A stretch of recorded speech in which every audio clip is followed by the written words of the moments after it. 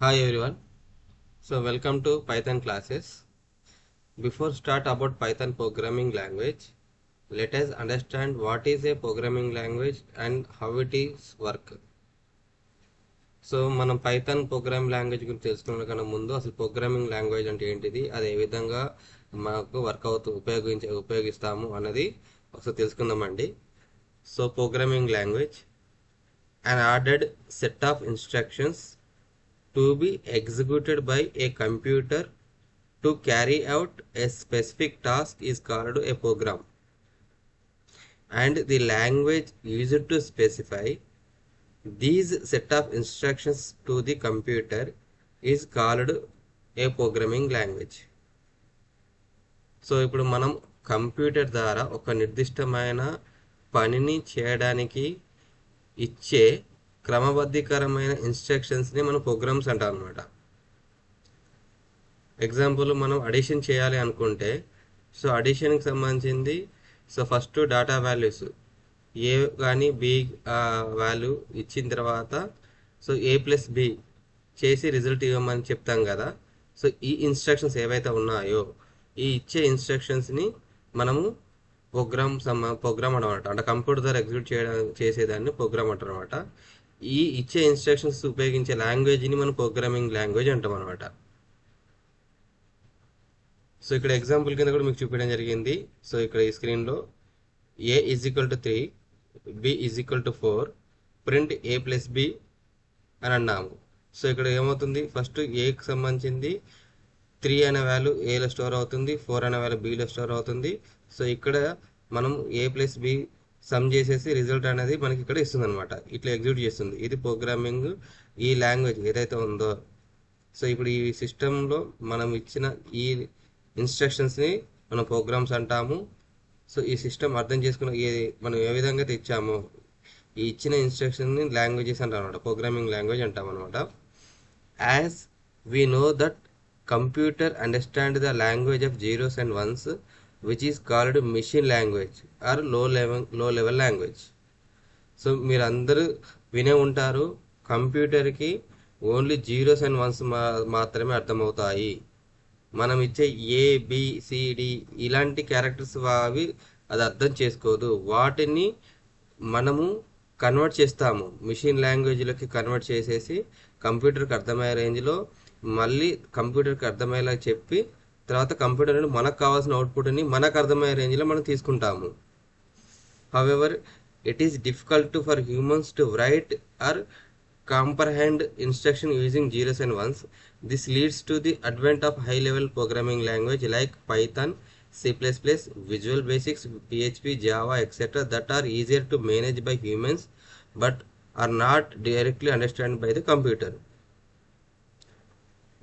So ఇక్కడ ఏంటి, కంప్యూటర్కి అర్థమయ్యేది మాత్రం జీరోస్ అండ్ వన్స్, కానీ మనము జీరోస్ అండ్ వన్స్ ఇచ్చుకుంటూ మనము కంప్యూటర్కి అర్థమయ్యే రేంజ్లో లాంగ్వేజ్ రాయాలంటే అది మనతోను కాదు. సో మనకు అర్థమయ్యే రేంజ్లో మనం లాంగ్వేజ్ ప్రోగ్రామింగ్ రాసేసి ఆ ప్రోగ్రామింగ్ అనేది కంప్యూటర్ అర్థమయ్యేలాగా మళ్ళీ దాన్ని మిషన్ కోడ్లో కన్వర్ట్ చేసేసి కావాల్సిన అవుట్పుట్ మనం తీసుకుంటాము. దానికి ఇప్పుడు మనకు ఉపయోగపడే లాంగ్వేజెసే పైథాన్ కానీ, C++ కానీ, విజువల్ బేసిక్ కానీ, PHP కానీ, జావా కానీ, ఇవన్నీ ప్రోగ్రామింగ్ లాంగ్వేజెస్ అనమాట. So a program written in a high level language is called source code. ఇప్పుడు ఈ విధంగా మనం ఈ హై లెవెల్ లాంగ్వేజ్లో ఏదైతే మనం కోడ్ రాస్తున్నామో దీన్ని సోర్స్ కోడ్ అంటాం అనమాట. So compiler and interpreter are needed to translate the source code into machine language. So ఇక్కడ ఏం చేస్తుంది, ఈ కంపైలర్ అనేది ఆర్ ఇంటర్ప్రిటర్ అనేది ఈ రెండు కానీ ఏం చేస్తుంది, మనం ఇచ్చిన ఈ హై లెవెల్ లాంగ్వేజ్ని ఆర్ సోర్స్ కోడ్ని దీన్ని మిషన్ లాంగ్వేజ్లో కన్వర్ట్ చేస్తుంది. అంటే జీరోస్ అండ్ వన్స్లో కన్వర్ట్ చేసేసి కంప్యూటర్కి అర్థమయ్యేలాగా ఎక్స్ప్లెయిన్ చేస్తుంది. సో కంప్యూటర్కి అర్థమయ్యేలా ఎక్స్ప్లెయిన్ చేసి కంప్యూటర్ ఇచ్చిన మళ్ళీ అవుట్పుట్ని రిసీవ్ చేసుకొని మళ్ళీ మనకు అర్థమయ్యే రేంజ్లో మనకి అవుట్పుట్ అనేది ఇక్కడ స్క్రీన్లో డిస్ప్లే చేస్తుంది అనమాట. So Python uses and interpreter to convert it is instructions into machine language so that it can be understand by the computers. So ఇక్కడ మనకి పైథాన్ లాంగ్వేజ్ ఏదైతే ఉందో programming language, so Python language ఈ conversion కోసం ఉపయోగించేది interpreter అనమాట. ఈ interpreter ఏం చేస్తారు, పైథాన్ ఇంటర్ప్రిటర్ ఏం చేస్తారంటే సోర్స్ కోడ్ రూపంలో మన ఇచ్చిన ఇన్స్ట్రక్షన్స్ని మిషన్ కోడ్లోకి కన్వర్ట్ చేసి మిషన్ కోడ్లకు సంబంధించింది సిస్టమ్కి అర్థమయ్యేలాగా ఎక్స్ప్లెయిన్ చేసి మళ్ళీ మిషన్ కోడ్ నుండి మనకు కావాల్సిన అవుట్పుట్ తెప్పించుకొని మళ్ళీ మనకు స్క్రీన్లో మనకు అర్థమయ్యే లాంగ్వేజ్లో మళ్ళీ అవుట్పుట్ అనేది డిస్ప్లే చేస్తుంది. సో దానికి మనకు ఉపయోగపడేది ఇంటర్ప్రిటర్ ఉపయోగపడుతుంది. సో ఇంకా మనం చెప్పాలి అంటే సో ఇక్కడ మీకు ఒక స్క్రీన్ ఇక్కడ స్క్రీన్ మనకు ఈ పిక్చర్లో ఉందా? ఈ పిక్చర్లో మన ప్రైమ్ మినిస్టర్ గారు నరేంద్ర మోడీజీ గారు, తర్వాత చైనాకి సంబంధించిన ప్రెసిడెంట్ గారు ఇద్దరు ఉన్నారు. సో వీళ్ళిద్దరు వెనుక ఇక్కడ ఒక ఇద్దరు, మన ప్రైమ్ మినిస్టర్ గారి వెనుక ఒక లేడీ ఉన్నారు అండ్ చైనా ప్రెసిడెంట్ గారి వెనుక ఒక జెంట్ ఉన్నారు. వీళ్ళిద్దరు ఏంటంటే ట్రాన్స్లేట్ చేస్తారు. అంటే ఇప్పుడు చైనా ప్రెసిడెంట్ గారికి చైనీస్ లాంగ్వేజ్ వచ్చు, మన ప్రైమ్ మినిస్టర్ గారు ఇంగ్లీష్ కానీ హిందీ కానీ మాట్లాడతారు. సో మన ప్రైమ్ మినిస్టర్ గారు మాట్లాడింది సో చైనీస్ భాషలో ఎక్స్ప్లెయిన్ చేయడానికి ఇక్కడ ట్రాన్స్లేటర్ ఇక్కడ ఉన్నాడు. సో చైనీస్ భాషలో మాట్లాడింది మన ప్రైమ్ మినిస్టర్ గారికి ఎక్స్ప్లెయిన్ చేయడానికి ఇక్కడ ట్రాన్స్లేటర్ ఉన్నారు. సో ఈ ట్రాన్స్లేటర్స్ లైక్ మనకి ఇంటర్ప్రిటర్ అనమాట పైథాన్ లాంగ్వేజ్లో. అంటే మనం ఇచ్చే సోర్స్ కోడ్ని ఈ ఇంటర్ప్రిటర్ గారు ఎవరు ఏం చేస్తారంటే మిషన్ లాంగ్వేజ్ కన్వర్ట్ చేస్తారు. మిషన్ లాంగ్వేజ్ ఇచ్చిన ఇన్స్ట్రక్షన్స్ని మళ్ళీ సోర్స్ కోడ్లో కన్వర్ట్ చేసేసి మనకు అర్థమయ్యేలాగా ఎక్స్ప్లెయిన్ చేస్తారనమాట. సో ఇక్కడ ఇంటర్ప్రిటర్ రోల్ ఏంది? ట్రాన్స్లేట్ చేయడము.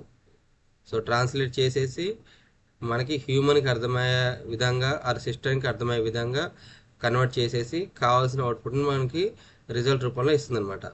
సో ఇక్కడ an interpreter process the program statement one by one, first translating and then executing. This process is continued until an error is encountered or the whole program is executed successfully. In both the cases program execution will stop.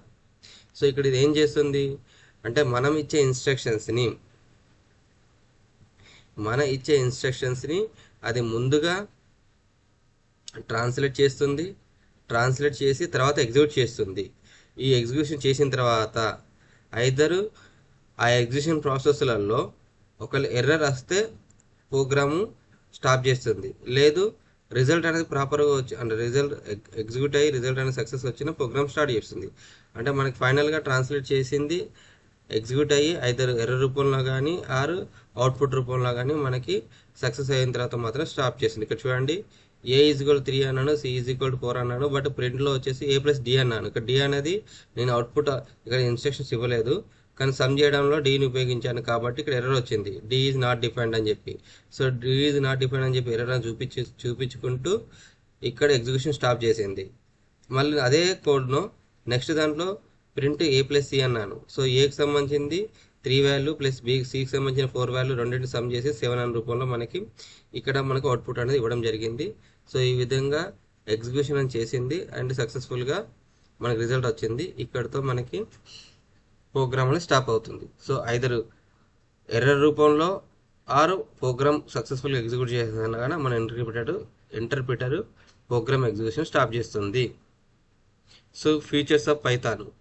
So పైథాన్కి సంబంధించి features ఏమి ఉన్నాయో ఒకసారి తెలుసుకుందాము. Python is a high level language. It is a free and open source language. So Python అనేది ఒక high level language. ఇంతకుముందు మనం మాట్లాడుకున్నాము. మిషన్ లాంగ్వేజ్ వచ్చేసి లో లెవెల్ లాంగ్వేజ్ అంటాము. So Python is a high level language. It is a free and open source language. So మీరు Python అనేది ఫ్రీగా డౌన్లోడ్ చేసుకోవచ్చు.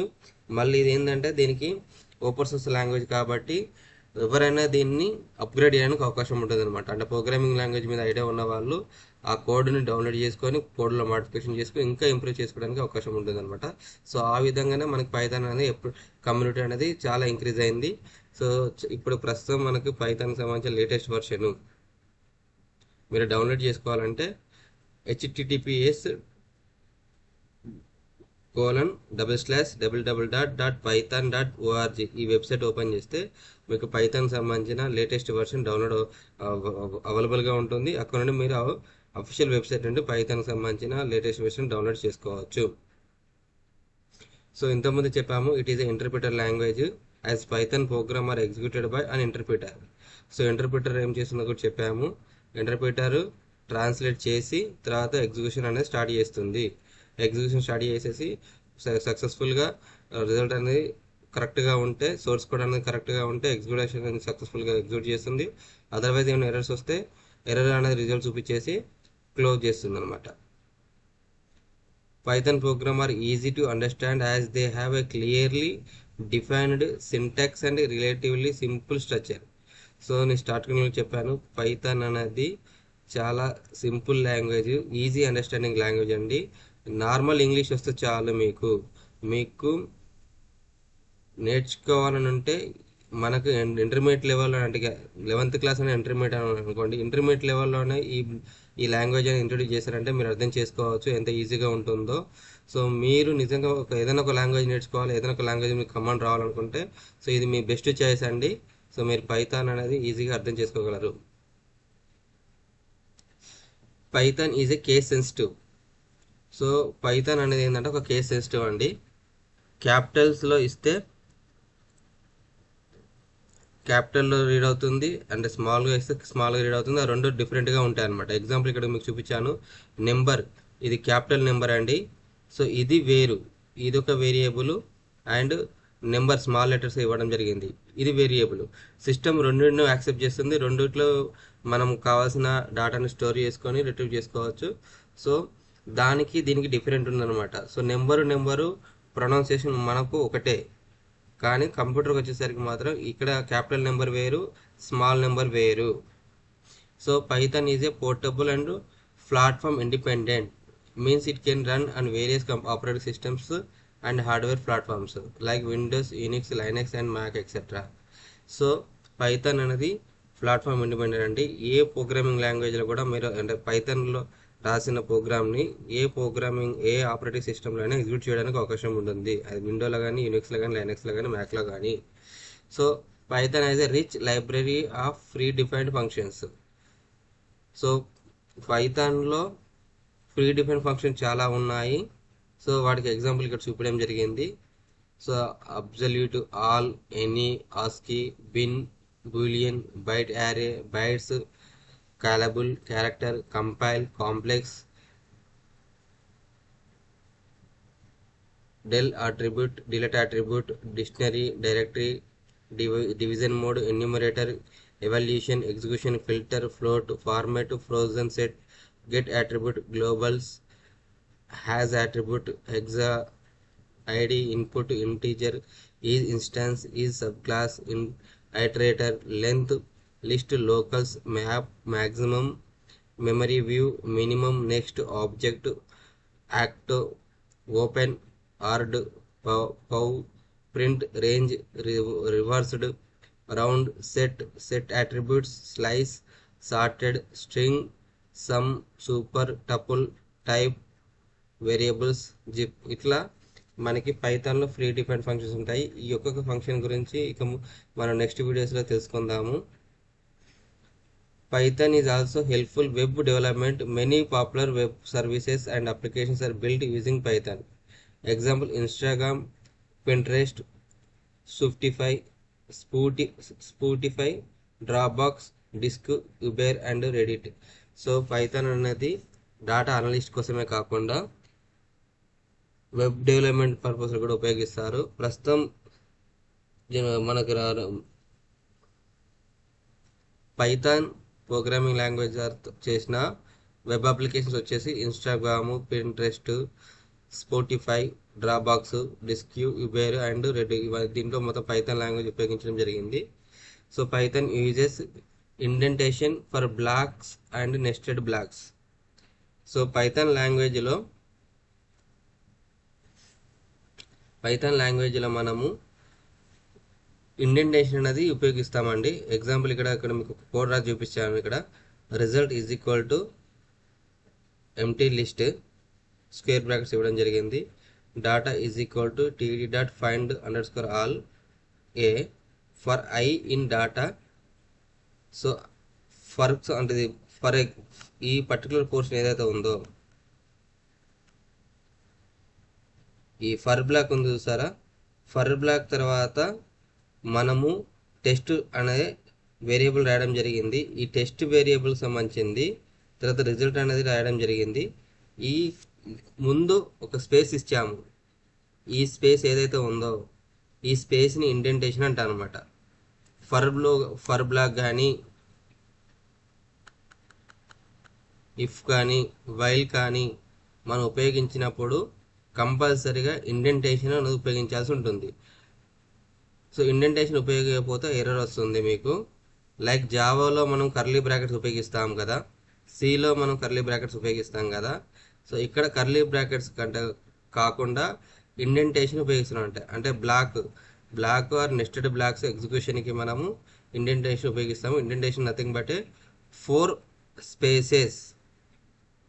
సో డిఫైన్లో కానీ క్లాసెస్ కానీ మనం క్లాసెస్ డిఫైన్ ఫంక్షన్లో కానీ ఫర్ ఫంక్షన్ కానీ ఇఫ్ కండిషన్స్ కానీ వైల్ కండిషన్స్ కానీ మనం రాసినప్పుడు ఆ బాడీలో రాసే ఏదైతే టెస్ట్ సబ్జెక్ట్ ఉందో ఆ సబ్జెక్ట్కి ముందు మనము 4 స్పేసెస్ అనేది ఉపయోగిస్తాము. ఆ 4 స్పేసెస్ని మనము ఇండెంటేషన్ అంటారనమాట. సో ఇది పైథాన్కి సంబంధించింది ఇంట్రడక్షన్ అండి. సో నా నెక్స్ట్ వీడియోలో పైథాన్ ఏ విధంగా ఇన్స్టాల్ చేసుకోవచ్చు, సో పైథాన్కి సంబంధించింది ఐడిఈ ఏమేమి ఉన్నాయి, ఇంటిగ్రేటెడ్ డెవలప్మెంట్ ఎన్విరాన్మెంట్స్ ఏమున్నాయి, అండ్ వెబ్ సైట్ ద్వారా కూడా పైథాన్ ఏ విధంగా మనం ఎగ్జిక్యూట్ చేయవచ్చు అన్నది ఎక్స్ప్లెయిన్ చేస్తానండి. ఈ వీడియోస్ మీకు నచ్చితే లైక్ చేయండి అండ్ షేర్ చేయండి, సబ్స్క్రైబ్ చేసుకోండి. Thank you to all.